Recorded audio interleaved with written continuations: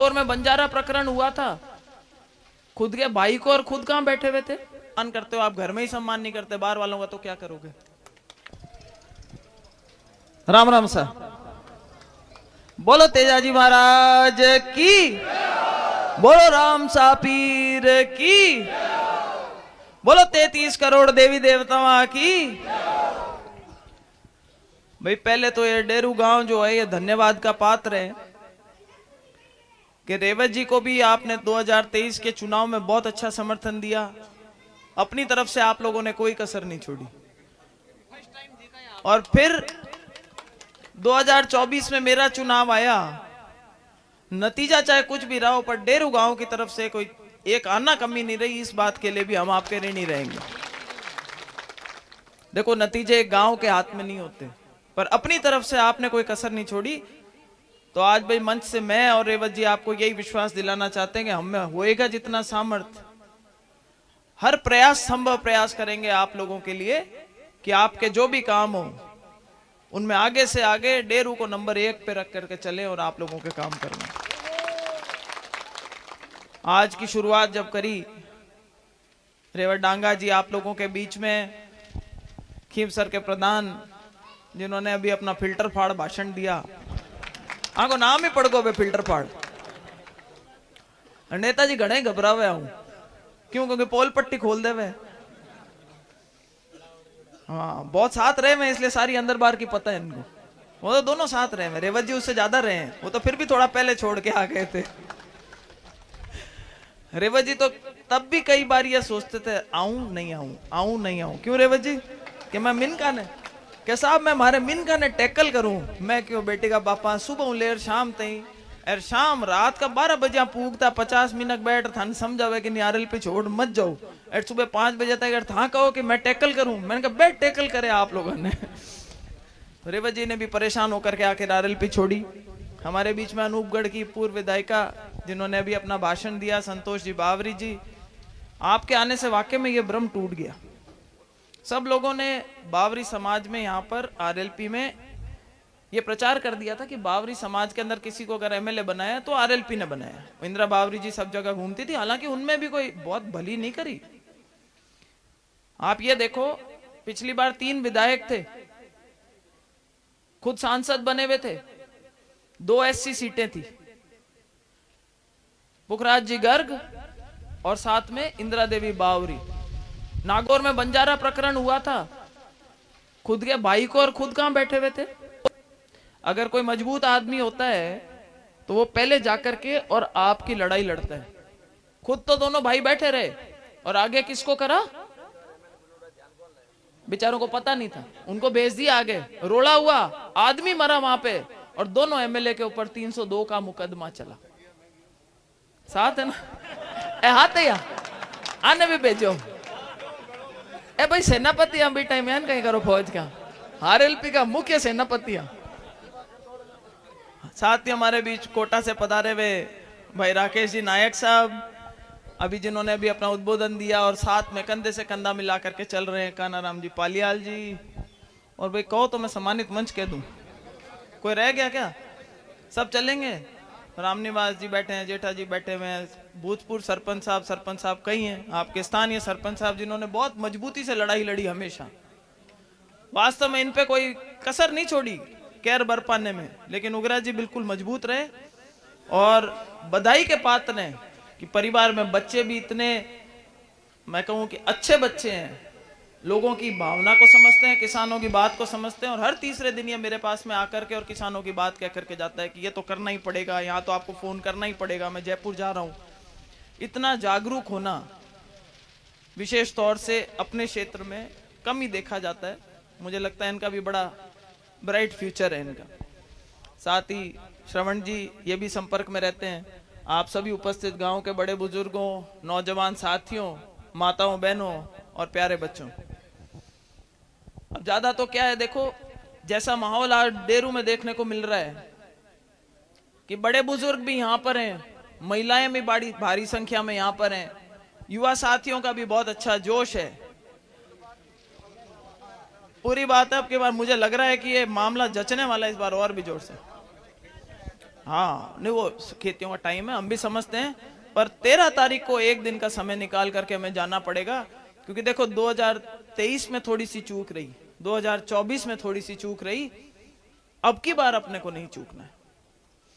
जनता की भावना के अनुरूप रेवत डांगा जी को टिकट दिया पार्टी ने, लोगों में बहुत अच्छा जोश है। जहां कहीं जिन मीटिंगों में हम गए बहुत प्यारा जोश देखने को मिला है, और मुझे पूरा विश्वास है कि जैसे पहले समर्थन दिया उससे सवाया ही आप लोग दोगे।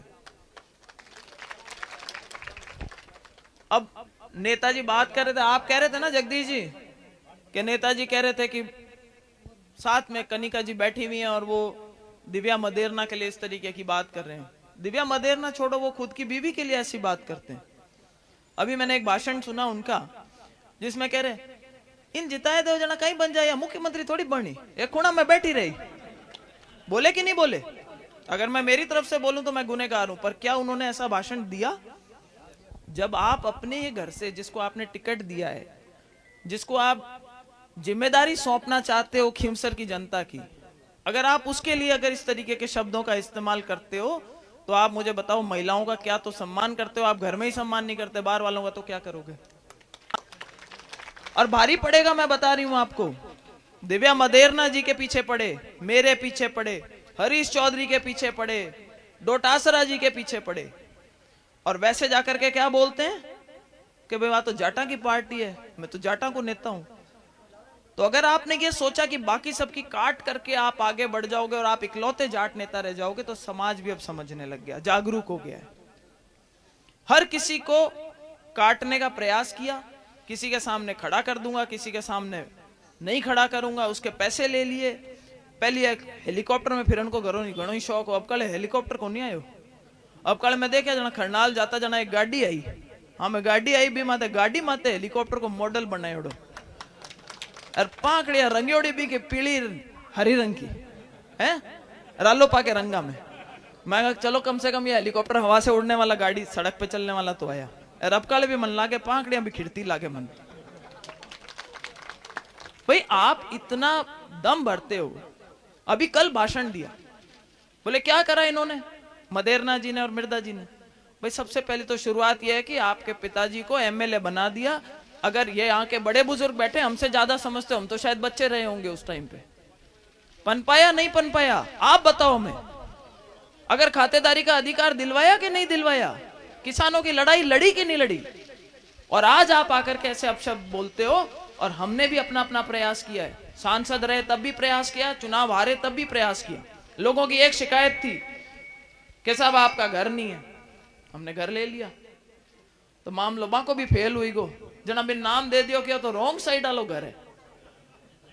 यार मारे चुनाव हारिया पचे कहीं प्रचार कर दियो कि भाई बिका हुआ है। मैं कहा अभी तक तो कोई खरीदने वाला पैदा हुआ नहीं है, और अब आ जाए तो मुझे आगे मालूम नहीं। जो ताकत हनुमान जी को जनता ने दी थी, वो अहंकार बनकर के सर में चढ़ी हुई है। वो अहंकार उतारना भी जरूरी है। और भाई सांसद बने में, अब मेरे को लिए हर जगह उन्होंने प्रचार कर दिया। बोले बुआ जी ने घरे पुगाए दो, फूफा जी के फलका का फोड़ा पड़े। क्यों कि कौन गया हमारे चुनाव में? जना भाई मैं कहूं अब कल था कि टावरा के फोड़ा पड़ जाए। धनी लुगाई दो ही राजनीति करो, जना बेटिंगर या तो रूली, कौन रूले कहीं बताओ मैंने। भाई माँ की जरूरत होती है कि नहीं होती छोटे बच्चों को? और पूरा कुणबा निकला हुआ है प्रचार करने। आप भी हैं, कनिका जी भी हैं, बच्चे भी हैं, ऊँगते रहते हैं रात को 1:30-2 बजे तक, झटके आते रहते हैं, लटके आते रहते हैं। अब कनिका जी के पिताजी भी आ गए प्रचार में उतर करके। तो भाई घर में बच्चे कौन पालेगा, खान पान का ध्यान कौन रखेगा? खाना ढंग से नहीं खाएंगे तो शारीरिक रूप से मजबूत नहीं हो पाएंगे, मानसिक रूप से विकसित नहीं हो पाएंगे।